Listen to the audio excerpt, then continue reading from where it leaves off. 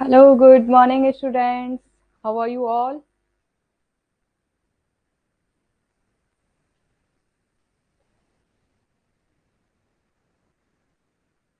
एक बार जल्दी से सभी लोग जुड़ जाइए ताकि हम लोग अपनी क्लास का शुभारंभ कर दें।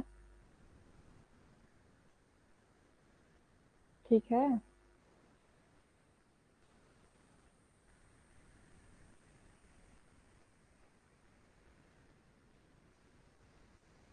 So as you can see on your screen, here is your timetable जहाँ पे एवरी डे आपकी क्लास होती है मंडे टू सैटरडे ऐप पे, और टाइमिंग आपकी रहती है 10 AM। सो जिस किसी को भी टाइम टेबल नहीं पता है यहाँ से नोट डाउन कर सकते हो, और क्लासेस को टाइम से ज्वाइन किया करो ताकि आपका जो भी प्रीवियस क्लासेस वगैरह हैं वो वाला सीन ना हो, आप टाइम टू टाइम अपनी क्लासेस को देख सको। ओके।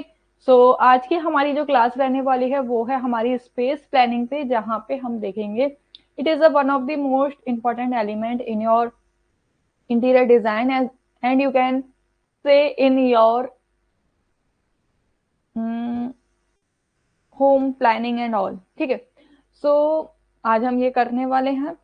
उसके अलावा अगर किसी को कोर्स परचेज करना है, आप फिल अप फॉर्म ऐप को डाउनलोड कर सकते हैं, वहां पे होम साइंस कोर्स को परचेज कर सकते हैं, जहां पे एडिशनल डिस्काउंट के लिए आप माथुर 10 कूपन कोड का भी इस्तेमाल कर सकते हैं, जिससे कि आपको एडिशनल 10% का डिस्काउंट मिल जाएगा। All right.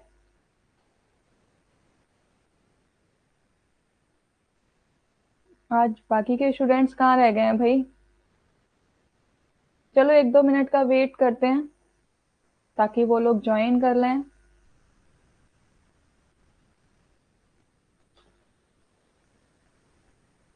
Good morning. तुम लोगों को आदत पड़ गई है क्या कि जब तक मैम मैसेज नहीं डालेंगे तब तक जाना नहीं है क्लास में? मैम का बुलावा आएगा तभी हम पहुंचेंगे। तुम तो वो वाला हाल करते हो जैसे कि माता ने बुलाया है। Okay okay. चलो तो 2-3 मिनट मैं वेट कर लिया करूंगी, ठीक है।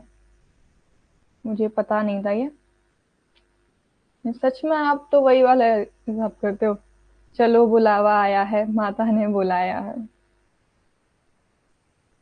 And well done. जिस किसी ने भी, मैंने कल जो होमवर्क दिया था, जिस किसी ने भी होमवर्क किया है, keep it up, well done, बहुत अच्छी कोशिश है आपके में। मैं बस फीडबैक यही दूंगी कि आपने बहुत अच्छा किया है, बट कोशिश करो कि थोड़ा सा नोट से थोड़ा अलग आप करो, ठीक है। नोट्स तो आपके पास में ये है ही है, एज इट इज उन्हीं को ही कॉपी मत करो, खुद का थोड़ा अपना दिमाग दौड़ाओ और वो ट्राई करने की कोशिश करो। अदरवाइज बहुत अच्छा ट्राई किया, और उससे ड्राइंग का क्या ही फर्क पड़ता है, तुम्हें कलर ही तो करना था, कौन सा तुम्हें अवार्ड जीतना था। तो डोंट वरी। ठीक है, वेरी गुड। बहुत अच्छा ट्राई किया, वेल डन। आज एक और, हाँ, एक्सप्लेन करके बहुत अच्छा किया। आज एक काम और करना, अगर आपको टाइम मिलता है तो जो आपने एनालॉगस कलर स्कीम आपने दूसरे कलर से बनाने की कोशिश करना। ठीक है। नहीं नहीं, नोट्स बनाने की नहीं बोल रही हूँ मैं, एक्सप्लेन आपने बहुत अच्छे से किया है, वो अगर उसको कोई और भी देखेगा ना तो उसको इजीली समझ में आ जाएगा आप क्या बताने की कोशिश कर रहे हो। मैं वो नहीं बोल रही हूँ, जैसे कि नोट्स का मैं ये बोल रही थी कि आपने जो कलर स्कीम और ये सारी चीजें बनाई थी ना, एज इट इज जो आपको नोट्स में कराए गए थे, सेम आपने वही एग्जाम्पल ले लिए थे। आप कोशिश करना कि अब आपको समझ तो आ गया है कि एनालॉगस कलर स्कीम क्या होती है, कॉम्प्लीमेंट्री कलर स्कीम क्या होती है। जैसे कि एक और स्टूडेंट था, उसने शेयर किए थे, उसने मेरे वाले एग्जाम्पल नहीं लिए थे, उसने खुद समझ के तब उन्होंने मैच किया था, है ना। तो उसी तरीके से आप भी कर सकते हो, जैसे कि अगर एनालॉगस कलर स्कीम है तो जरूरी नहीं है कि सिर्फ हम यही 3 कलर ले सकते हैं, आप पूरे 12 कलर में से किसी भी 3 कलर को ले सकते हो। लेकिन हमें क्या याद रखना है कि एनालॉगस में हम जो भी कलर चूज कर रहे हैं, हमें उसके आसपास के कलर चूज करने होते हैं, ठीक है। मैं ये बोल रही थी। हाँ, सेम आप कॉम्प्लीमेंट्री में भी कर सकते हो, स्प्लिट में भी कर सकते हो, वो तो आपको बताया था कि कैसे हम इनको चूज कर दें। अब 12 कलर में से जिसको आपको मन करे, अब हर दिन आप एक ही कलर तो वियर नहीं करते हो ना, आप हर दिन अलग अलग कलर पहनते हो। सेम उसी तरीके से आपको इसमें करना है स्कीम में।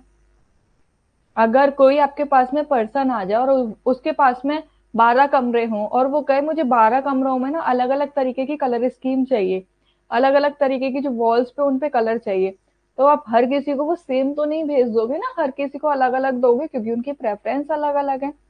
इसीलिए उनका आपके जो 12 के 12 कलर है उनका अलग अलग तरीके से इस्तेमाल किया जाता है। ठीक है, आई होप अब आपको समझ में आ गया होगा मैं जो बताना चाह रही हूँ आपको। डन।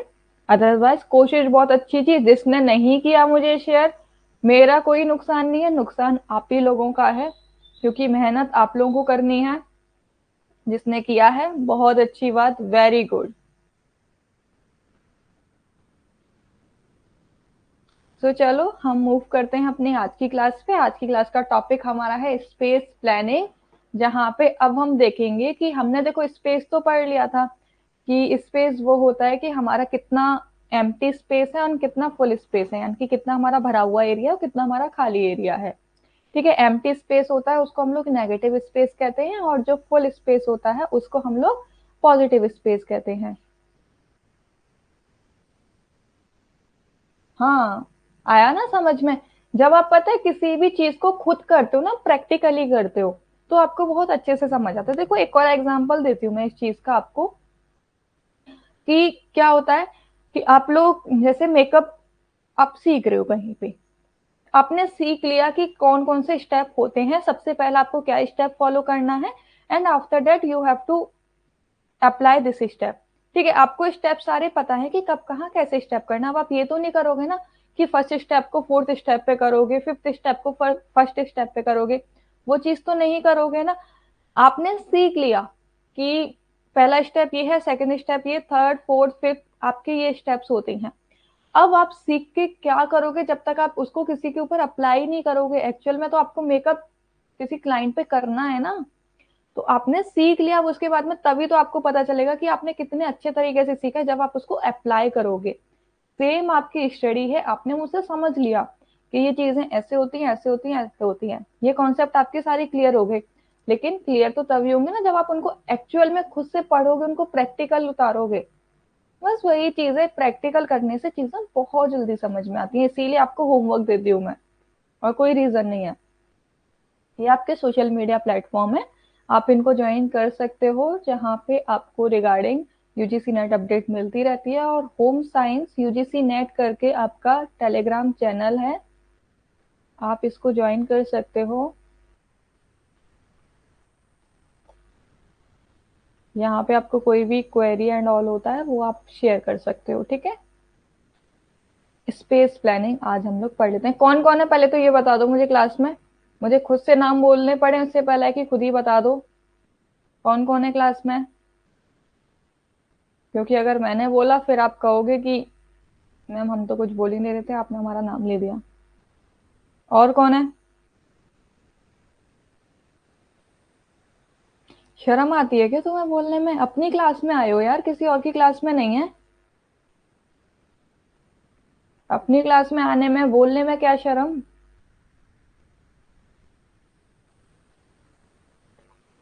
ठीक है, तो मैं मान के चलूंगी कि सिर्फ हेमा जी ही क्लास में प्रेजेंट है और कोई भी क्लास में प्रेजेंट नहीं है। ठीक है,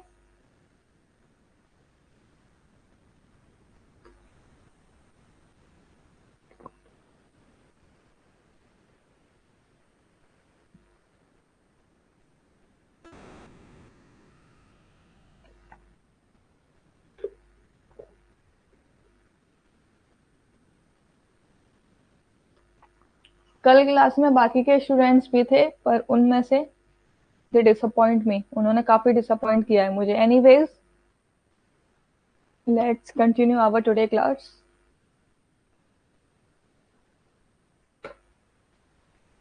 पता नहीं, एनीवेज हम किसी को फोर्स नहीं कर सकते हैं भाई, हर किसी की अपनी अपनी मर्जी, जिसकी जैसी श्रद्धा, श्रद्धा से आओ यहाँ पे बस। चलो, स्पेस प्लानिंग होता क्या है ये हमने देखो, स्पेस प्लानिंग में क्या देखा था हमने, कि जहां हमें पता चलता है कि आपका जो भी आपका फिजिकल स्पेस है आप उसको यूज कर रहे हो, उसकी डेप्थ भी आपको पता चलती है ना। डेप्थ भी हमें पता चलती है, जैसे कि हम क्या देख रहे थे कि फॉर्म में हम देख रहे थे कि लेंथ कितनी है। जब भी आप जमीन लेते हो आप देखते हो कि नहीं देखते हो कि उसकी लेंथ कितनी है, ठीक है, और विड्थ कितनी है, एंड देन डेप्थ कितनी है। डेप्थ क्या होता है, गहराई कितनी है आपकी जमीन की, ये आप देखते हो कि नहीं देखते हो। तो वही आपका स्पेस प्लानिंग होता है, जहाँ पे हम क्या करते हैं कि स्पेस प्लानिंग में जो हमारा फिजिकल स्पेस है, यानी कि जो हमारे पास में अवेलेबल स्पेस है, उस स्पेस को हम किस तरीके से इस्तेमाल करने वाले हैं, जो हमारा कहलाता है फ्लोर एरिया रेशियो, जिसको हम लोग FAR के नाम से जानते हैं। FAR क्या होता है? जहाँ पे हमें हमारे जो भी स्पेस है उसकी लेंथ, विड्थ और डेप्थ हमें पता चलती है, और उसी के बेसिस पे हम क्या करते हैं, जो भी हमें मैप प्लानिंग करनी है, जो भी हमें मैप बनाना है, जो भी डिजाइन बनानी है, वो स्ट्रक्चर हम बनाते हैं और बेस्ट यूज करते हैं अपने स्पेस का।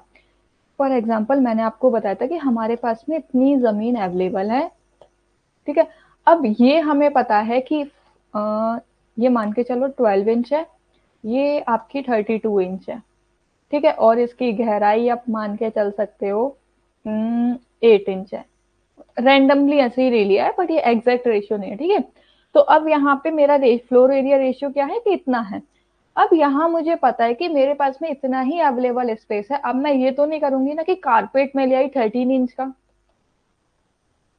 ठीक है, क्योंकि 13 इंच तो भाई यार जगह ही नहीं है। अगर मैं 13 इंच का ले आई तो मुझे उसको फोल्ड करना पड़ेगा, राइट। अगर मैं फर्नीचर भी अपना बनवा रही तो मुझे फर्नीचर इस साइज का बनाना होगा कि जो मेरा एरिया इतने साइज में वो प्रॉपर तरीके से आ जाए, ना तो ज्यादा बड़ा रहे ना ही ज्यादा छोटा रहे। तो स्पेस प्लानिंग हमें हेल्प करता है कि हम अपने जो भी अवेलेबल हमारे पास स्पेस है उसको हम प्रॉपर तरीके से बेस्ट यूज कर सकें, और जो भी हमारा वेस्ट हो रहा है, हमारा स्पेस वेस्ट भी ना हो और हमें एक प्लेजर इफेक्ट देखने को मिल जाए। इफेक्टिव तरीके से हम अपने फ्लोर स्पेस को यूज कर पाए, वही हमारा स्पेस प्लानिंग होता है, जहाँ पे हमें हर चीज पता चलती है कि किस जोन में हमें क्या चीज रखनी है, किस डायरेक्शन में हमें कौन सा रूम रखना है। आपका to make an space and ideal space that accommodate everything as well as giving the desired comfort। यानी कि आपका आइडियल स्पेस प्लानिंग क्या माना जाता है? आइडियल स्पेस प्लानिंग वो होता है जहाँ पे आपकी सारी चीजें अवेलेबल हो, आपके कंफर्ट के लिए जो भी चीजें आपको आवश्यक हैं वो हर चीज वो वहां पे अवेलेबल हो, और इस तरीके से अवेलेबल हो कि आपको मूवमेंट करने में भी कोई भी प्रॉब्लम ना हो, ठीक है। यू कैन ज्वाइन अगेन, क्योंकि यहाँ से कोई दिक्कत नहीं आ रही है, बाकियों को कोई दिक्कत नहीं हो रही है, आप दोबारा से ज्वाइन कर सकते हो सकता है नेटवर्क इशू हो आपकी साइड से।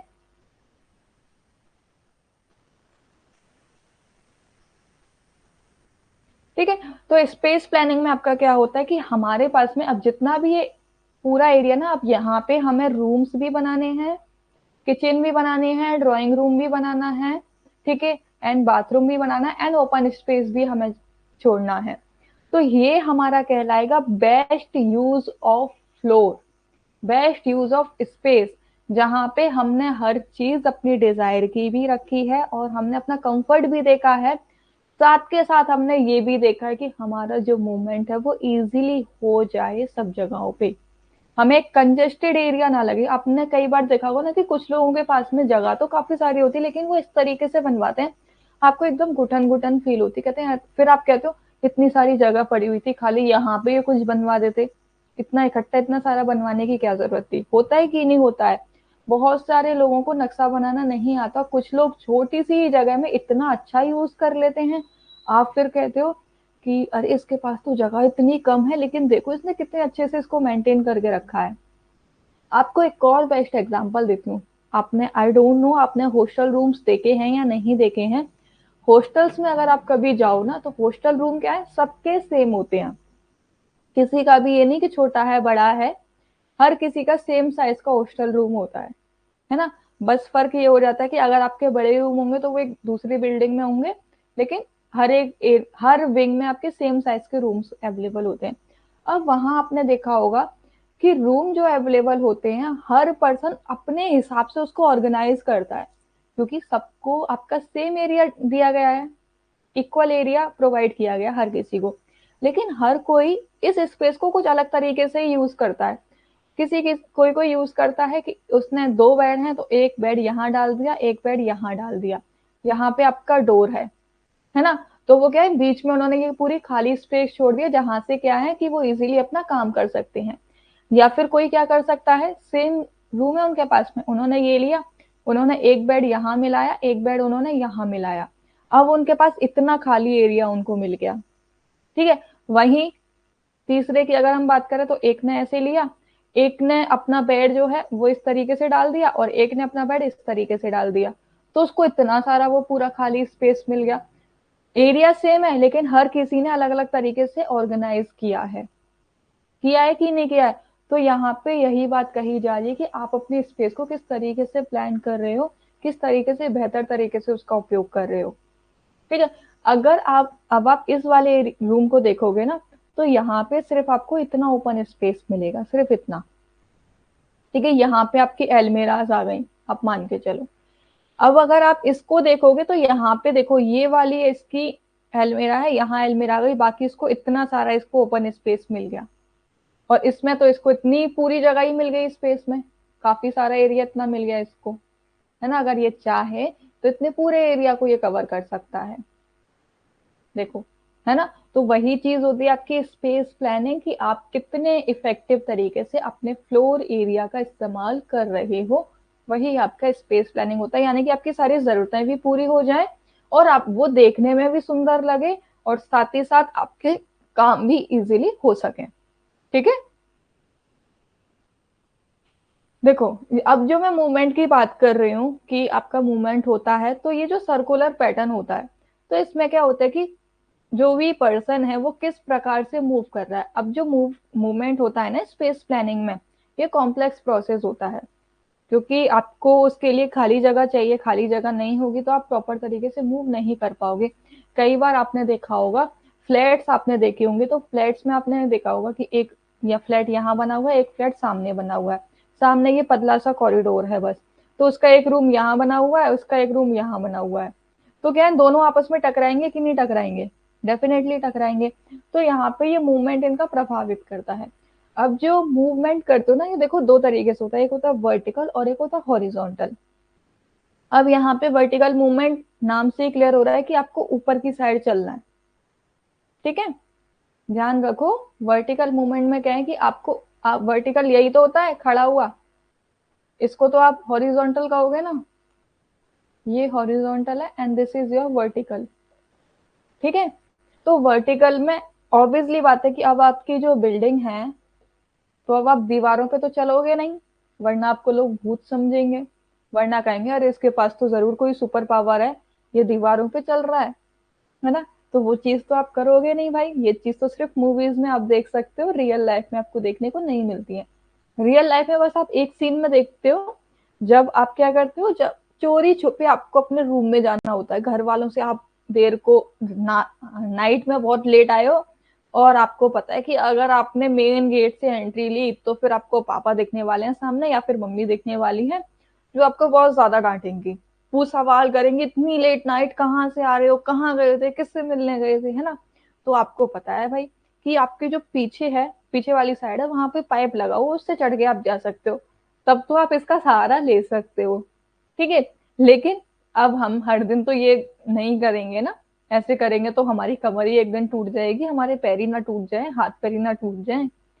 तो हर रोज तो ये चीज नहीं कर सकती, आप चढ़ जाते हो तो जरूरी थोड़ा है कि दूसरा वाला भी ऐसे ही चढ़ जाए। तो अब आप यहाँ क्या करेंगे कि हमें जब अगर एक फ्लोर से दूसरे फ्लोर पे जाना होता है, ठीक है, एक फ्लोर से दूसरे फ्लोर पे जाना होता है, तो उसके लिए हम जो इस्तेमाल करते हैं, या तो सीढ़ियों का इस्तेमाल करते हैं या फिर हम अपनी लिफ्ट का इस्तेमाल करते हैं, वो हमारा वर्टिकल मूवमेंट कहलाता है। वर्टिकल मूवमेंट वही होता है जहां पे आपको एक फ्लोर से दूसरी फ्लोर की तरफ मूवमेंट करना होता है, डन। वो वर्टिकल मूवमेंट हो गया। और हॉरिजॉन्टल में क्या हो गया, हॉरिजॉन्टल में आप सेम फ्लोर पे जब मूवमेंट करते हो, सेम फ्लोर आपकी रहती है और वहीं पे आप एक कमरे से दूसरे कमरे में जाते हो या किचन में जा रहे हो, बाथरूम में जा रहे हो, लेकिन एक ही फ्लोर पे, तो वो आपका हॉरिजॉन्टल मूवमेंट कहलाता है, ठीक है। कोई भी कंफ्यूजन तो नहीं होगा ना। वर्टिकल में जब आपको एक फ्लोर से दूसरे फ्लोर पे जाना है, और हॉरिजॉन्टल में आप सेम फ्लोर पे हो, लेकिन बस आपको एक कमरे से दूसरे कमरे में जाना है बस।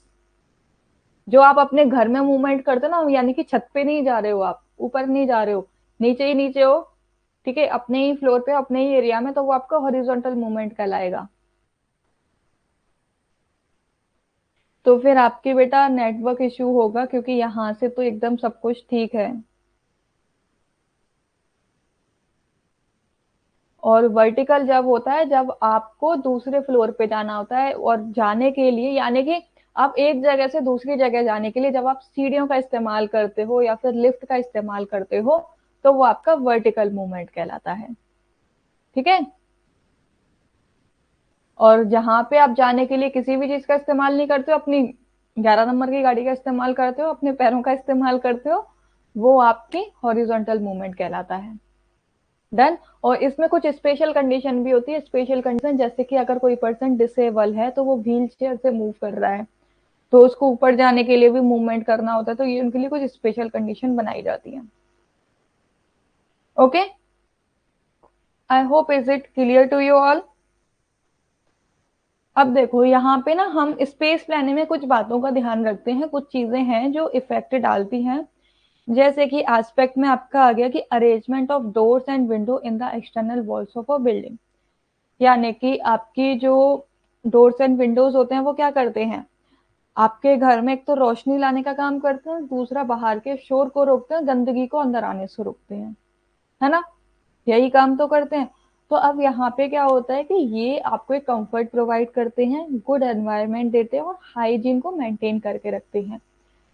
कंफर्ट कैसे देखते हैं, क्योंकि जब आप डोर क्लोज कर लेते हो या फिर विंडो क्लोज कर लेते हो, आपको एकदम सेफ फील होता है। अब आपको लगता है कि अब तो हमें कोई देख ही नहीं रहा है ना, अब हम अपने घर में सेफ हैं, किसी की नजर नहीं है हम पे। इन्वायरमेंट देता है, आप अपनी फैमिली के साथ में अपना टाइम स्पेंड करते हो। हाइजीन कैसे मेंटेन रखता है, गुड इन्वायरमेंट में आपकी जो सन रेज है, सनलाइट है, वो आपके घर में रूम में एंटर करती है ना। मेंटेन हाइजीन कैसे, कि अगर आपके डोर्स एंड विंडोज प्रॉपर होते हैं तो आपके घर में धूल मिट्टी नहीं आएगी, गंदगी नहीं आएगी, जिससे आपका घर साफ रहेगा, है ना। कुछ आप लोगों ने घर ऐसे देखे होंगे जिनके ओपन स्पेस होता है, तो वहां पे अगर उनका डोर एंड विंडो ओपन रहता है तो पूरे घर में मिट्टी मिट्टी हो जाती है। होती है कि नहीं होती है। और किसी किसी के घर ऐसे होते हैं कि वहां पे पूरा उनका ओपन स्पेस तो होता है लेकिन बाहर की साइड नहीं होता है, अंदर ही अंदर होता है, तो वो रूम्स आपके क्लीन रहते हैं। तो वो चीज आपकी इसमें एस्पेक्ट में देखी जाती है कि आप अपने डोर्स और विंडो को किस तरीके से अरेंज कर रहे हो, किस डायरेक्शन में रख रहे हो, कैसे लगा रहे हो, है ना। अब यहाँ पे कुछ एग्जाम्पल भी है। अगर आप किचन बना रहे हो तो देखो, वास्तु शास्त्र जो होता है, आप लोगों ने कहते सुना होगा कि वास्तु के अकॉर्डिंग आपको अपना घर बनवाना चाहिए, वास्तु के अकॉर्डिंग आपको अपना जो रूम है वो रखना चाहिए, है ना। अगर आप सो भी रहे हो तो आपको नॉर्थ डायरेक्शन में नहीं सोना चाहिए। सुनते हो कि नहीं सुनते हो ये सारी चीजें, है ना। साउथ डायरेक्शन में आपको सिर करके सोना चाहिए, पैर नहीं करने चाहिए। सुना है दक्षिण दिशा में पैर नहीं करने चाहिए, सुना है आपने अपने दादी दादा वगैरह इन सबको कहते हुए सुना होगा, है ना। वास्तु शास्त्र के अकॉर्डिंग, हाँ दिशा, वास्तु शास्त्र के अकॉर्डिंग आप अपना घर बनवाते हो कि किस दिशा में क्या चीज होनी चाहिए, क्या नहीं होना चाहिए। वास्तु शास्त्र का मेरे पास में वो आया नहीं, अदरवाइज मैं उसको लगाती आपके। ठीक है, चलो देखते हैं, अगर अभी होगा तो हम लगाने की कोशिश करते हैं, अदरवाइज मुझे।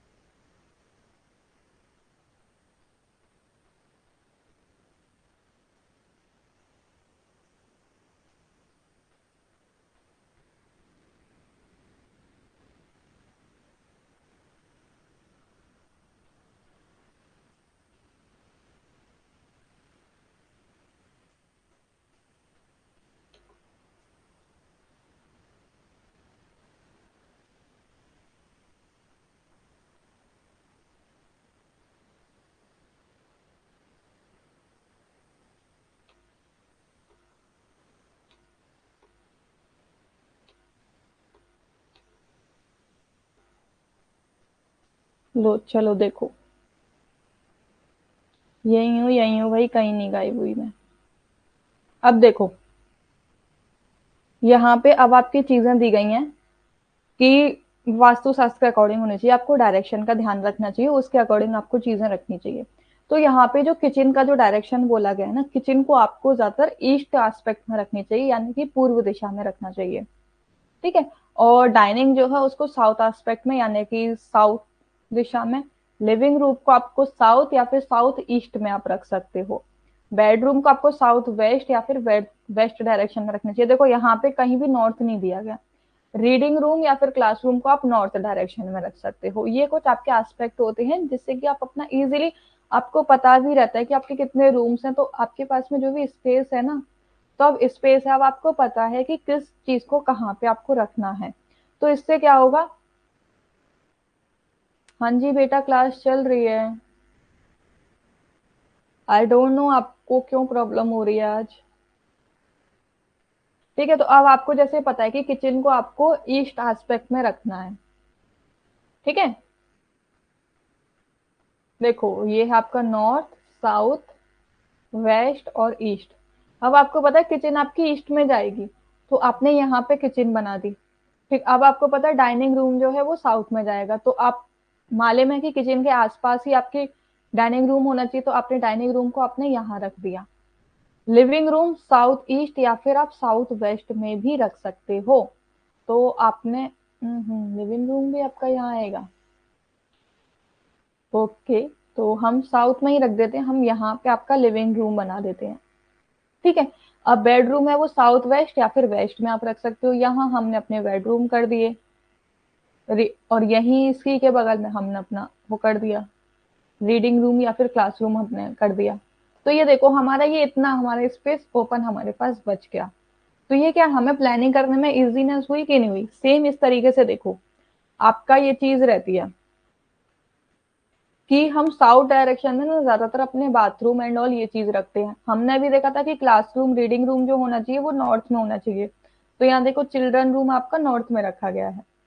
डाइनिंग टेबल क्या देखा था, वेस्ट में होनी चाहिए, देखो साउथ वेस्ट में है ना।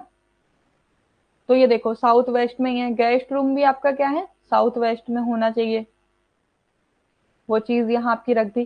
किचन साउथ ईस्ट में बोली गई है यहाँ पे, तो हमारी किचन कहाँ थी, ईस्ट में हमने रखी थी ना अपनी किचन को, यहाँ हमने साउथ ईस्ट में रख लिया, क्योंकि डाइनिंग को हम लोग साउथ ईस्ट में भी रख सकते हैं। तो इससे हमें क्या हो गया कि हमें पता चल गया कि हमें किस डायरेक्शन में क्या क्या चीजें रखनी चाहिए, और उससे ना हमें अरेंजमेंट करना थोड़ा इजी हो जाता है। हमें हेल्प हो जाती है कि कहाँ पे हमें क्या अरेंजमेंट करना है, जिससे कि हम अपना प्रॉपर स्पेस है ना उसको भी प्लान कर पाते हैं, उसका यूटिलाइज भी हम कर पाते हैं। ठीक है। तो अगली बार जब भी आप फ्यूचर में कभी अपना घर बनाओ ना, तो इस क्लास को उठा लेना, इस क्लास की रिकॉर्डिंग देख लेना या फिर इसके नोट्स बना लेना, और उसके अकॉर्डिंग अपना घर डिजाइन कर लेना। डन। आपका स्पेस भी यूटिलाइज हो जाएगा और सारी जरूरत की चीजें भी पूरी हो जाएंगी।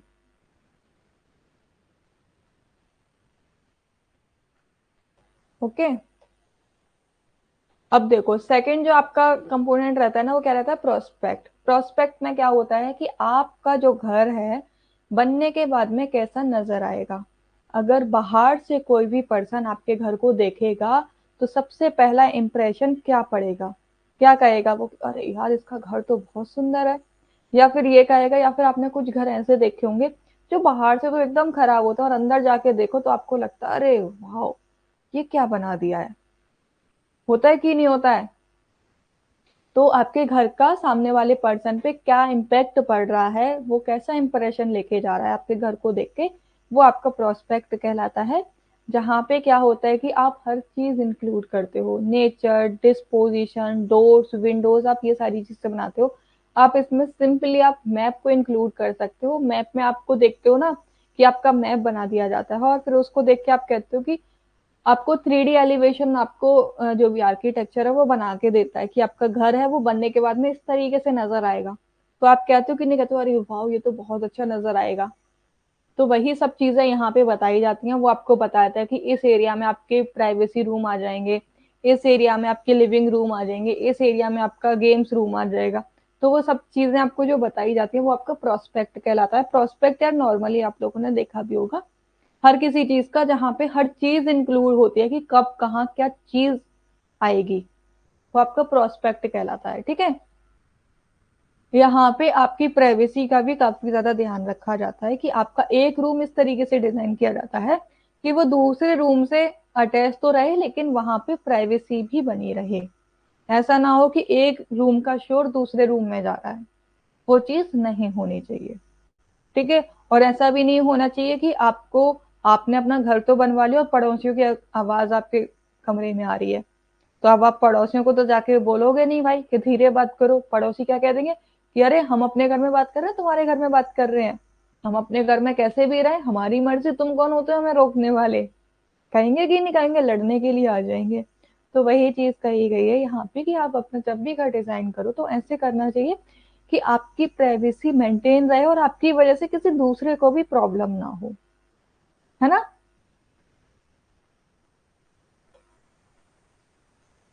हाँ, प्राइवेसी को ही देख के रूम बनवाते हैं, ऐसा रूम बनवाते हैं कि सुना है ना, दीवारों के भी कान होते हैं भाई, तो दीवार भी ना सुन पाए, दीवार के पीछे जो इंसान है ना वो सुन भी ना पाए कुछ भी कि क्या बात हो रही है। इस तरीके के रूम बनवाए जाते हैं अब। ओके। तो इस बात का ध्यान रखा जाता है, थर्ड रखा जाता। अरे थर्ड कहाँ गया। ओके।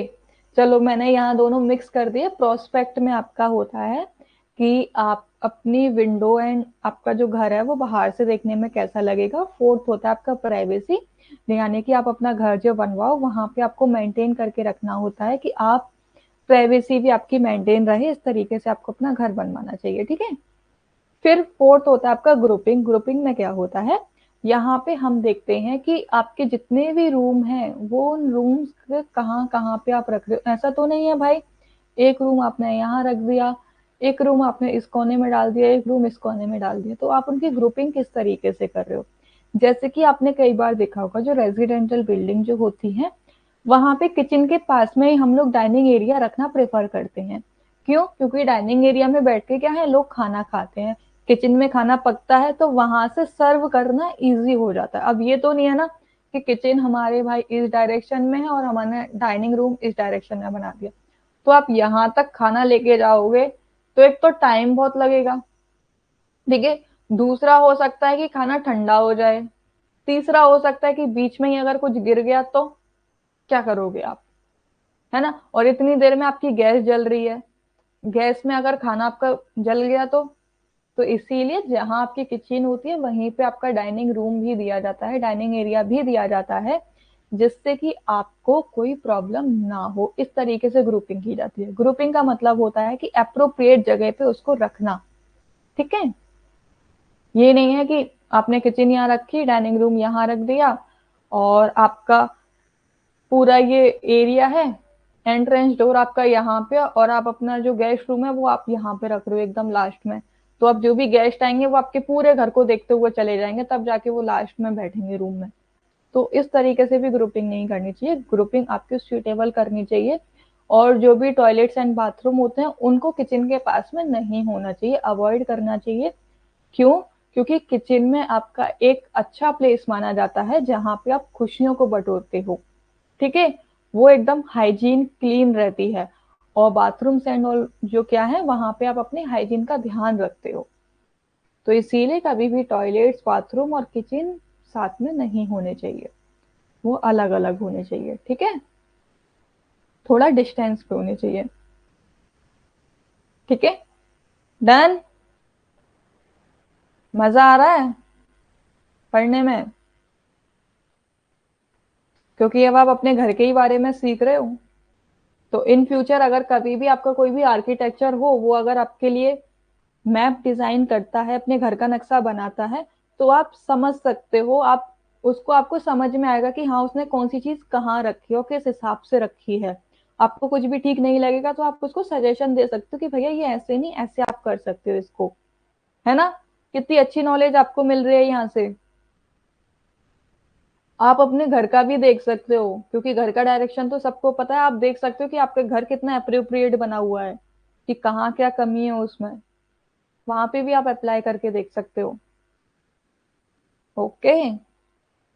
फिर फिफ्थ होता है रूमीनेस। रूमीनेस में भी वही होता है कि आप अपना मैक्सिमम बेनिफिट आपको कितना हो रहा है, यानी कि जो आपके पास में अवेलेबल एरिया एरिया है ना, आप उसको किस तरीके से यूटिलाइज कर रहे हो। आपका जो होता है ना, देखो स्क्वायर रूम ना कंपेरिजन टू स्मॉल नजर आता है रेक्टेंगल के। रेक्टेंगल रूम ज्यादा प्रेफर होते हैं क्योंकि उसमें स्पेस भी ज्यादा होता है और उसका आप यूटिलाइज भी बहुत अच्छे से कर लेते हो। स्क्वायर रूम का जो साइज होता है ना, स्क्वायर साइज का जो रूम होता है वो आपका थोड़ा कम उसको यूटिलाइज कर पाते हो, ठीक है, उसमें एरिया थोड़ा वेस्ट हो जाता है, ठीक है, और वो छोटा भी नजर आता है। इसीलिए रेक्टेंगल आपको रूम बनवाने चाहिए जहां पे आपको एरिया भी प्रॉपर यूज हो जाता है। अगर स्क्वायर बनवा रहे हो तो फिर आपको वो बड़ा बनवाना पड़ेगा, है ना। लेकिन रेक्टेंगल बनवा रहे हो तो वहां पे आपको स्पेस मिल जाता है काफी अच्छा खासा। ओके। वो आपकी रूमीनेस होती है कि आप अपनी फ्लोर को किस तरीके से डिजाइन कर रहे हो, आपने अपनी वॉल्स किस तरीके से बनवाई हैं। अब आते हैं हमारे टाइप्स ऑफ हाउस प्लान। अब हमने देख लिया कि स्पेस में हमें क्या चीज कहाँ रखनी है। अब हमारे घर भी तो कुछ प्रकार के होते हैं ना। अब देखो simplex house plan. Simplex house plan में क्या होता है कि जो कि आपके यहाँ पे जो आप अपने घर बनाने के लिए जो मटेरियल इस्तेमाल करते हो, बिल्डिंग मटेरियल इस्तेमाल करते हो, वो या तो आपके ग्लास होते हैं, स्टील, टिम्बर्स और कंक्रीट, आप इनका इस्तेमाल करते हो अपना घर बनाने में। वो आपके सिंप्लेक्स हाउस प्लान कहलाते हैं। यहाँ पे आपकी प्रॉपर क्लीन लाइंस, आपको जो आपकी वॉल्स है ना उनकी प्रॉपर लाइन आपको दिखाई देंगी। ओपन फ्लोर भी आपका रहेगा, ठीक है, और आपके जो रूम्स वगैरह हैं वो भी आपके अवेलेबल रहेंगे। ये सिंपल आपका रहता है, यानी कि आपके पास में एरिया है पूरा, और आपको क्या चाहिए, एक कमरा चाहिए, बाथरूम एंड आपकी किचन, आपको सिर्फ इतना चाहिए। तो आपने यहाँ पे सिर्फ रूम बना दिया, यहाँ बगल में किचन बना दी, यहाँ आपने बाथरूम बना दिया, ये आपका पूरा ओपन स्पेस हो गया। ये आपके सिंपल हाउस प्लान होते हैं, ठीक है। और इनको आप किसकी सहायता से बनाते हो, या अगर आपको स्टेयर्स पे रेलिंग लगवानी है तो वो आप स्टील की लगवा ली, आपने डोर बनवाना है वो स्टील का बनवा लिया, ठीक है, लकड़ी की आपने बनवा ली, लकड़ी का इस्तेमाल कर लिया, गिट्टी का, कंक्रीट का इस्तेमाल कर लिया, वो आपके सिंपल हाउस प्लान होते हैं।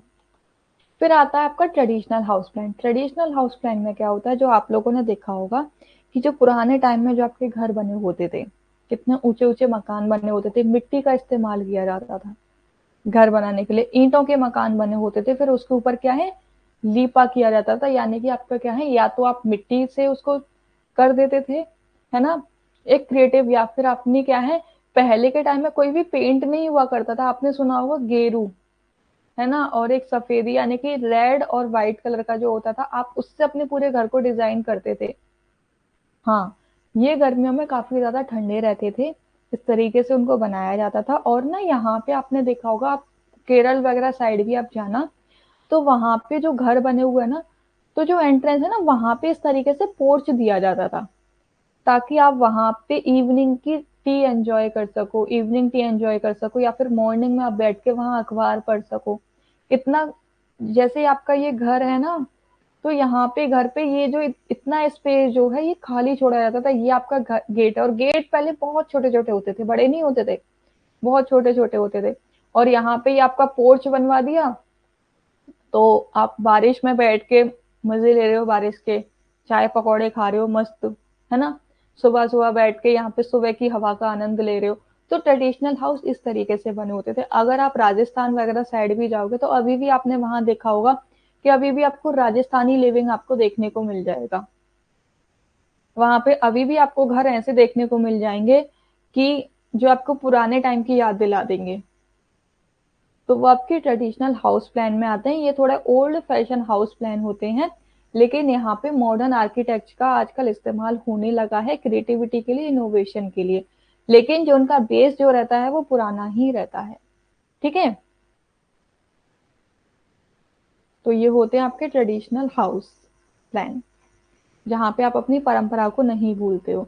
वैसे ही अगर आप कभी मथुरा वगैरह साइड में आओगे, यूपी यहाँ पे आओगे, तो यहाँ पे भी आप देखोगे कि पहले के टाइम में क्या होता था, घर होते थे, कच्चे घर होते थे, है ना, छोटे छोटे दरवाजे हुआ करते थे। तो वो चीज आपको आज भी देखने को मिलेगी। आप कभी जन्मभूमि जाना, अगर आप कभी यहाँ विजिट करते हो, कभी जन्मभूमि जाना, तो वहां जन्मभूमि में आप एंटर करोगे ना, तो वहां जन्मभूमि में आप एकदम आपको झुक के निकलना होता है, चाहे कोई कितना भी बड़ा हो, झुक के निकलना होता है। जिससे क्या माना जाता था कि अगर आप किसी के घर में एंटर कर रहे हो तो एकदम बड़े तन के मत चलो, आप झुक के उसका एक सम्मान उसको दो। तो उस तरीके से पहले घर बनाए जाते थे, जो कि आज भी हैं। आज भी कुछ लोग बनवाते हैं, लेकिन क्या करते हैं वो, कि उनको अपनी पुरानी चीज भी चाहिए होती है लेकिन मॉडर्न चीज भी चाहिए होती है, तो वो मॉडर्न और ट्रेडिशनल दोनों को मिक्स कर देते हैं। यानी कि जो अपना घर है वो पुराने तरीके से ही बनवाते हैं, लेकिन वहां पे जो चीजें रहती हैं वो मॉडर्न आर्किटेक्ट का इस्तेमाल करते हैं। ओके। फिर आपके आते हैं duplex house plan. Duplex house plan क्या होते हैं, जो कि सिर्फ आपकी सिंगल फैमिली के लिए इस्तेमाल किए जाते हैं, जहाँ पे 2 सेपरेट यूनिट बना दी जाती हैं। एक किचन होती है, एक डाइनिंग रूम और एक रूम। इसके लिए आपको बना दिए जाते हैं। डुप्लेक्स हाउस प्लान जो होते हैं वो आपको एक तरीके से विला वाला लुक देते हैं। सेम एरिया है आपका, ठीक है। हाँ, वहां पे जो पुराने घर होते थे ना, उनके छोटे छोटे दरवाजे होने का मतलब ही ये होता था कि अगर आप किसी के घर में एंटर कर रहे हो तो आप झुक के एंटर करो। और झुक के मतलब जैसे कि आप किसी से नमस्ते करते हो, किसी के पैर छूते हो, तो झुक के पैर छूते हो कि नहीं छूते हो, झुक के नमस्ते करते हो कि नहीं करते हो। तो हर कोई तो ये चीज, अब छोटे बड़ों के पैर छूते थे लेकिन बड़े तो छोटों के नहीं छू सकते ना। तो वहां पे यही एक ट्रेडिशन माना जाता था कि आप सामने वाले को, उनको सम्मान दे सकें, रेस्पेक्ट दे सके। That's why they create a small doors. Okay. आप कभी अगर यहाँ इस साइड आते हो तो डेफिनेटली विजिट करना। आपको वो फील आएगा, वो जो उस टाइम की जो चीजें थी ना, जो एक प्यार था, जो अपनापन जो रहता था लोगों के बीच में, वो आपको फील आएगा, जरूर फील आएगा। आपको कभी मौका मिले तो डेफिनेटली विजिट करना, अपनी लाइफ में एक बार तो जरूर विजिट करना। जितने भी ट्रेडिशनल प्लेसेस है ना, फिर चाहे आप कुछ भी ले लो, केरल में ले लो, केरल में लोग अभी भी, आपने देखा होगा कि खाना जो खाते हैं अभी भी केले के पत्ते पे वहां पे खाना खाया जाता है साउथ साइड में। तो क्या है, ये ट्रेडिशनल परंपरा चली आ रही है। वो थाली का इस्तेमाल नहीं करते हैं, थाली का भी इस्तेमाल करते हैं लेकिन ज्यादातर वो क्या करते हैं, केले के पत्ते पे खाना खाते हैं। तो वहां पे क्या किया उन्होंने, ट्रेडिशनल और मॉडर्न दोनों तरीकों को उन्होंने अपनाया है ना। तो ये चीज होती है डुप्लेक्स हाउस प्लान। क्या होता है, डुप्लेक्स हाउस प्लान वो होते हैं जहाँ पे आप सिर्फ सिंगल फैमिली के लिए ही आप अपना घर बनवाते हो, और उसको आप एक तरीके से विला लुक देते हो। ठीक है, छोटा ही स्पेस होता है लेकिन विला लुक आप उसको देते हो, वहां पे सिर्फ सिंगल फैमिली ही रह सकती है और कोई नहीं। फिर आपका आता है small house plan. Small house plan में क्या होता है कि यहाँ पे आप छोटा सा घर बनवाते हो। जैसे कि मैंने आपको एक चीज बताई थी अभी, जब हम स्पेस प्लानिंग कर रहे थे तब आपने देखा था कि हम एक छोटा रूम बनवाने, लेकिन वहां पे सुविधाएं हम सारी डालते हैं। स्मॉल हाउस प्लान में भी यही होता है कि आपके पास, जैसे किसी किसी के पास में 50 बरगद जमीन है, ठीक है, सिर्फ इतनी कम जमीन है, लेकिन वो कम जमीन में भी इस तरीके से घर बनवाता है कि वहां पे आप कंफर्ट भी फील करते हो, उसकी सारी जरूरतें भी पूरी हो जाती हैं और स्पेस भी पूरा यूटिलाइज हो जाता है। और आप क्या कहते हो, देखो इसके पास तो इतनी कम जमीन थी, इतना कम फ्लोर था, फिर भी देखो इसने अपना घर कितने अच्छे से बनवा रखा है। हर मॉडर्न चीज वो यहाँ रखते हैं। इसमें क्या होता है, स्मार्टली इसको बिल्ड कराया जाता है ना। छोटी जगह है लेकिन स्मार्टली उसका स्पेस है वो यूटिलाइज किया जाता है। जैसे कि अगर आजकल आप देख रहे होगे तो सोफा कम बेड आते हैं। अगर आपके पास में स्पेस नहीं है, आपको नाइट में सोना है, तो आप उसको बेड बना सकते हो, दिन में आप उसको सोफे के रूप में इस्तेमाल कर सकते हो रहे हैं कि नहीं हो रहे हैं। एलमेरा जो आजकल आ रही है, आप वॉल में ही एलमेरा बनवा लेते हो, जो आपको हिडन एलमेरा आप कहते हो जिनको। अगर आपको बेड, अगर आपने बनवाया है तो बेड में आपके पास कवर्ड नहीं है, तो बेड का जो नीचे वाला सिराना होता है वहीं पे आप उसके कपड़े रखने के लिए इसको स्लाइडिंग वाला बनवा देते हो, ताकि आप अपना जो इम्पोर्टेंट आइटम है उसको आप वहां पे रख सको। तो आपने स्मार्टली कराया कि नहीं कराया, तो इससे आपका स्पेस भी ज्यादा नहीं लगा, टाइम एंड कॉस्ट भी बचा, और फ्लेक्सिबल मूवमेंट भी हो गया, और स्मार्ट भी लग रहा है। तो वो आपके स्मॉल हाउस प्लान होते हैं जहाँ पे आपका कंफर्ट भी होता है और आप प्रॉपर तरीके से रह सको, ऐसे डिजाइन किया जाता है, लेकिन आपका छोटी छोटी जगहों पे इस्तेमाल होता है, सिर्फ छोटा छोटा आपका देखने को मिलता है। ठीक है।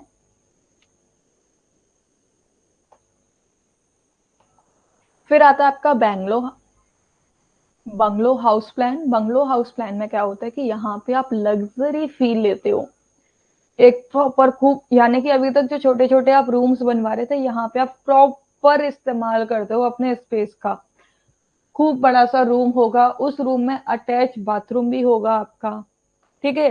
और किसी का एक रूम होगा जहाँ पे आपकी अटैच बाथरूम के साथ में आपका स्विमिंग भी होगा, स्विमिंग पूल भी होगा, पीछे गार्डन एरिया होगा जहाँ पे आप बैठ के गार्डनिंग कर सकते हो, प्लेग्राउंड भी होगा, है ना। आपने अपने एक किसी का रूम है जिसको जिम करना पसंद है, तो उसने अपने रूम के अटैच में जिम भी बनवा ली है ना। किचन में अपने एसी लगवाए हैं ताकि गर्मी ना लगे, हर रूम में एसी फैसिलिटी हो रही है। तो बंगलो हाउस में क्या होता है, जहाँ पे आप एक लग्जरी लाइफ को फील करते हो, आप पूरे स्पेस को यूटिलाइज कर लेते हो, ठीक है।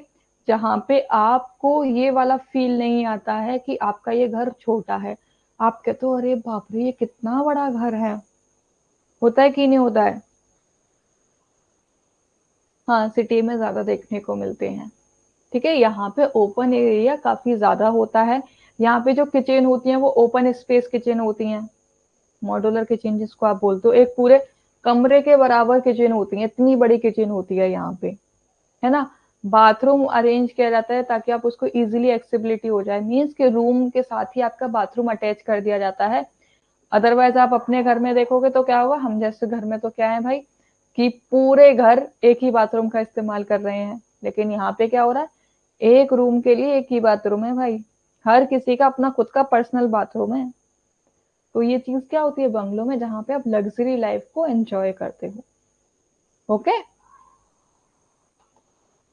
अब यहाँ पे आता है, जो भी आप ये हाउस प्लान करते हो, ये जितनी भी सारी चीजें करते हो, यहाँ पे आपको कुछ बातों का ध्यान रखना होता है कि जैसे कि आपके इन्वायरमेंट को किसी भी प्रकार का कुछ भी हार्म ना हो। आप अपना जब घर बनवा रहे हो, वहां पे जो बिल्डिंग मटेरियल इस्तेमाल कर रहे हो, वो ऐसा बिल्डिंग मटेरियल इस्तेमाल करो जिससे कि आपका घर भी आपका अच्छे वातावरण का रहे और उससे आपके वातावरण पे भी प्रभाव ना पड़े, यानी कि आपका इंटरनल और एक्सटर्नल एनवायरनमेंट दोनों ही इफेक्ट ना हो, दोनों ही बेहतर रहें। अब जो हम लोग बिल्डिंग मटेरियल इस्तेमाल करते हैं आपकी बिल्डिंग बनाने के लिए, वो दो तरीके से इस्तेमाल करते हैं, एक तो नेचुरल और एक मैन मेड। नेचुरल आइटम में आपका क्या आ जाता है, जैसे कि मिट्टी का इस्तेमाल कर लिया, चिनाई की जगह आजकल क्या सीमेंट इस्तेमाल होने लगा है, लेकिन पहले के टाइम में लोग क्या इस्तेमाल करते थे, मिट्टी। मिट्टी से अपना घर चिनते थे कि नहीं चिनते थे, पत्तों का इस्तेमाल कर लिया, स्टोन्स का इस्तेमाल कर लिया, वुड, लकड़ी के घर आपने देखे होंगे पहले के टाइम में, लकड़ी के घर बनाए जाते थे, है ना। लाइम, एस्बेस्टस, इन से ये आपके नेचुरल मटेरियल्स होते हैं। मैनमेड मटेरियल में क्या आ गया, आपका सीमेंट आ गया, ईंटें आ गई, टाइल्स, मेटल, ग्लास, प्लास्टिक, ये आपके मैनमेड में आ जाते हैं। जो कि प्लास्टिक तो आपने पहले कभी सुना था कि प्लास्टिक होती है, बिल्कुल भी नहीं सुना होगा। तो ये आपके आते हैं हाउसिंग एंड एनवायरनमेंट पे, जहाँ पे हम ध्यान रखते हैं कि हमें बिल्डिंग मटेरियल कैसा इस्तेमाल करना है जिससे कि हमारा घर भी ठंडा बना रहे, हमारे घर के वातावरण पे भी प्रभाव ना पड़े और बाहरी वातावरण पे भी प्रभाव ना पड़े। क्योंकि इससे क्या होता है कि कई बार अगर आपने देखा होगा तो लैंडस्लाइड हो जाती है, तो इससे क्या होता है कि आपका जो सीमेंट है, ये सारी चीजें हैं, ये डिकम्पोज नहीं होते हैं, है ना। हाँ बिल्कुल हुआ करते थे। तो ये टाइल्स बनाई जा रही है तो इनके लिए केमिकल वगैरह इन सबका इस्तेमाल होता है कि नहीं होता है। ब्रिक बनाने के लिए भट्टी का इस्तेमाल होता है, जहाँ पे आपकी आग जलाई जाती है, कोयले का इस्तेमाल होगा, पॉल्यूशन होगा, तो इन सब चीजों का धुआं होगा, तो पॉल्यूशन एनवायरनमेंट को हार्म करेगा।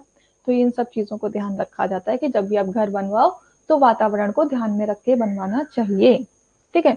तो अब यहाँ एक चीज देखो कि इसके लिए ना ग्रीन बिल्डिंग एक सिस्टम चलाया गया। ग्रीन बिल्डिंग में क्या होता है कि जब आप अपना घर बनवा रहे हो तो ऐसी टेक्निक से बनवाओ कि जो इन्वायरमेंट फ्रेंडली हो, जहाँ पे आप अपने रिसोर्सेज को भी प्रॉपर यूज कर सको, ठीक है, और बिल्डिंग को लाइफ साइकिल भी कर सको।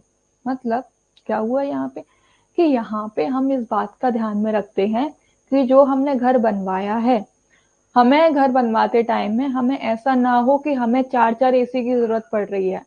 हम अपने घर का निर्माण कर रहे हैं तो ऐसे सामान का इस्तेमाल करें जहाँ पे हमें एसी की जरूरत ही ना पड़े, हमारा घर ऐसा ही ठंडा रहे। हम ऐसी जगहों पे अपनी खिड़कियों को बनवाएं कि जहां से सूरज की किरणें भी आए और वहां से ठंडी ठंडी हवा भी आए।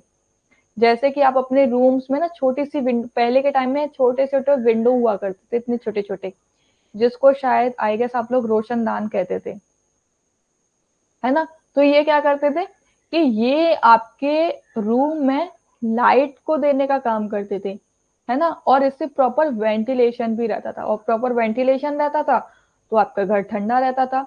और ऊंचे ऊंचे बनवाए जाते थे, ऊंचे बनवाए जाते थे, उससे क्या है कि गर्मी नहीं होती थी, एक एसी का फील आता था। आपने अगर कभी ताजमहल विजिट किया हो तो आप वहां देखना, उनकी वॉल्स बहुत लंबी लंबी हैं। आप कहोगे अरे इतना ऊंचा कौन था भाई जो इतनी ऊंची दीवारें रखी हुई हैं। ये क्यों होता था? क्योंकि इससे प्रॉपर वेंटिलेशन रहता है, और वेंटिलेशन रहता है तो गर्मी नहीं लगती है ना। तो ये चीज यहाँ पे रखी गई थी। और ये जो ग्रीन बिल्डिंग होती है ना, वहां पे 4 बातों का याद रखा जाता है, 4 RS का याद रखा जाता है। 4 R क्या है? रिड्यूस, कि आपकी जो गंदगी वगैरह हो रही है, जो एनवायरनमेंट को इफेक्ट हो रहा है, उसको कम किया जा सके। हाँ, जितनी ऊंची दीवार उतनी ठंडी हवा। रीयूज, फिर से इस्तेमाल किया जा सके, यानी कि आप जो भी बिल्डिंग मटेरियल का इस्तेमाल कर रहे हो आप उसको फिर से इस्तेमाल कर सको, उसको रिसाइकिल कर सको, अगर खराब हो गया तो उसको दोबारा से उसी का इस्तेमाल करके नया बनाया जा सके, रिन्यूएबल भी किया जा सके, उसको ठीक भी किया जा सके।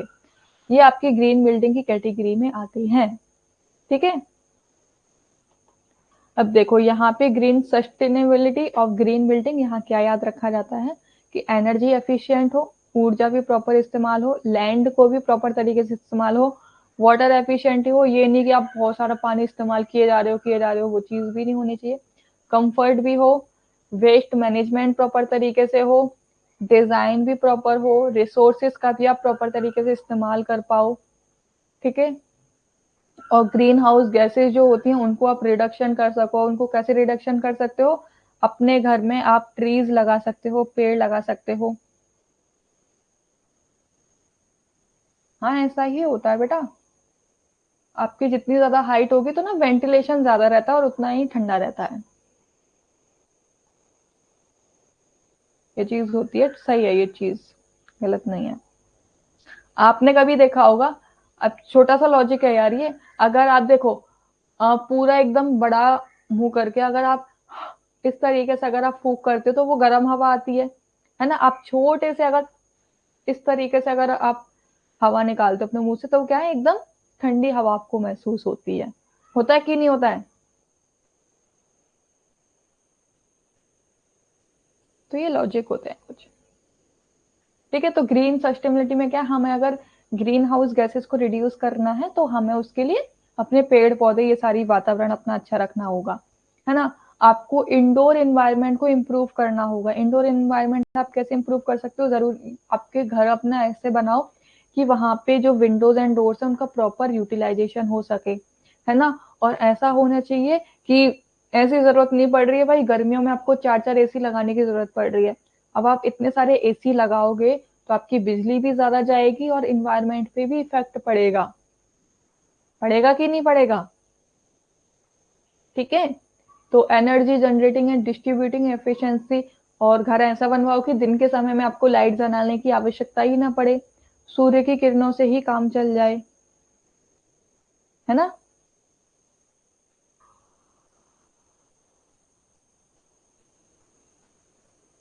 हाँ जी। ओके। अब ग्रीन रेटिंग सिस्टम रखा गया यहाँ पे ना। अब गवर्नमेंट ने, क्योंकि उनको पता है भाई लोग ऐसे तो मानेंगे नहीं, बहुत जिद्दी हैं, तो उनको कुछ लालच देना पड़ेगा।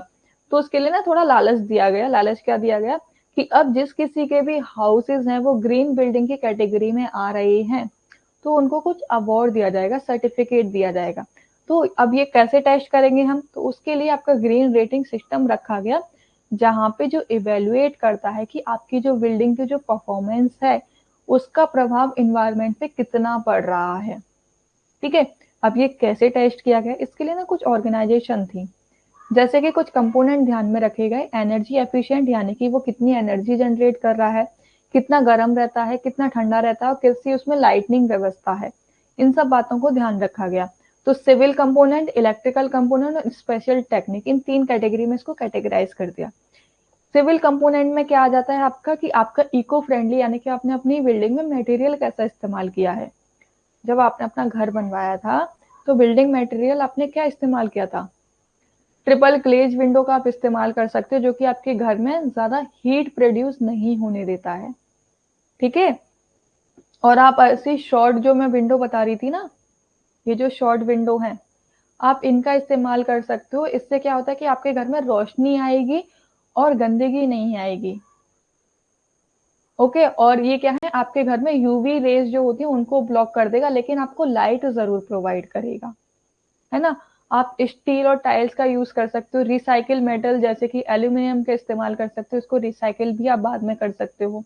ग्रीन रूफ यानी कि आप छत जो है वो बैम्बो मेंटलिंग की आप रूफ बनवा सकते हो, या फिर बैम्बो पार्टिकल बोर्ड का इस्तेमाल करके आप अपनी छत बनवा सकते हो। जैसे कि आपने देखा होगा, जो आपके गाटर पत्थर के जो घर होते हैं वो ज्यादा गर्म रहते हैं, और जो आप लेंटर के द्वारा जो घर बनवाते हो जहाँ पे बैम्बो बेस्ड पार्टिकल बोर्ड का इस्तेमाल होता है, इतना बड़ा जो होता है, उससे आपके घर ठंडे रहते हैं। आप ये कभी देखना, जिसका घर गाटर पत्थर से बना होगा वो थोड़ा हीट टेम्परेचर वाला रहता है, हॉट टेम्परेचर वहां का रहता है। और जो आपके लेंटर के द्वारा बनवाते हैं जहाँ पे बोर्ड का इस्तेमाल होता है वो ठंडा रहता है।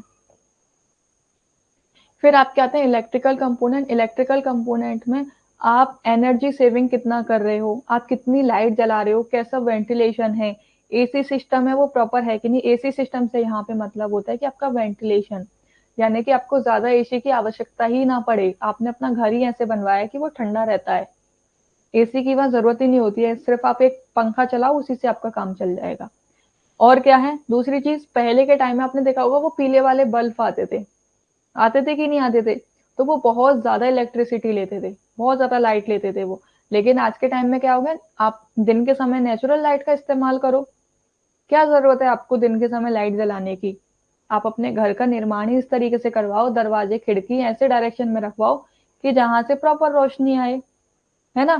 सीएफएल का इस्तेमाल होने लगा है, सीएफएल की फुल फॉर्म याद कर लेना भाई, कंपोज्ड फ्लोरोसेंट लैम्प। ठीक है, सीएफएल का इस्तेमाल होने लगा है, एलईडी का इस्तेमाल होने लगा है आज के टाइम में, जो कि बिजली कम लेती हैं और रोशनी ज्यादा देती हैं। ठीक है, पहले के टाइम में अदरवाइज क्या होता था कि आपकी पीले वाले बल्ब इस्तेमाल होते थे जो कि बिजली ज्यादा लेते थे और गर्मी प्रदान करते थे आपको, आपके घर को गर्म कर देते थे। और ये क्या होती है, बिजली कम लेती हैं और घर को ठंडा भी रखती हैं, है ना। वो तो ठीक है, लेकिन एनवायरमेंट को तो इफेक्ट कर रहा था ना। आप सोलर लाइट लगवा सकते हो, सोलर लाइट से क्या होगा कि यहाँ पे सूर्य की किरणों से आपकी बैटरी जो है वो चार्ज हो जाती है, और फिर नाइट के समय आप इनका इस्तेमाल कर सकते हो। सोलर विंड हाइब्रिड का आप इस्तेमाल कर सकते हो। ओके, थर्ड होता है अदर कंपोनेंट। अदर कंपोनेंट में आ जाता है कि आपने वाटर सेविंग किस तरीके से कर रखी है, रेन वाटर हार्वेस्टिंग, यानी कि जो बरसात का जो पानी आता है वो नालियों में जा रहा है, या फिर आपने ऐसी व्यवस्था कर रखी है कि आपका जो पानी है, बारिश का जो पानी आ रहा है उसको आप ऐसी जगह यूटिलाइज कर रहे हो कि आपका पानी भी यूज हो जाए और आपके गार्डन में आप उसको इस्तेमाल कर लो। ठीक है, वेस्ट वाटर मैनेजमेंट आपने कैसे कर रखा है, कुछ लोगों ने देखा होगा वेस्ट मैनेजमेंट आप प्रॉपर अरेंजमेंट करके रखते हो, कुछ लोग ऐसे रखते हैं कि रोडों पे ही उनका पानी चला जाता है। ठीक है, हाई परफॉर्मेंस ग्लास विंडो इस्तेमाल करनी चाहिए। तो ये आपके अदर कंपोनेंट में आ जाते हैं। इसके आगे की डिटेलिंग में क्या बेनिफिट होते हैं क्या नहीं है, ये हम लोग अपनी कल वाली क्लास में कंटिन्यू करेंगे। ओके, आई होप आपको आज की क्लास अच्छी लगी होगी, मजा आया होगा पढ़ने में। कोई भी डाउट एंड क्वेरी आज की क्लास से रिलेटेड, कहीं भी कुछ ऐसा जो ना समझ में आया हो भाई।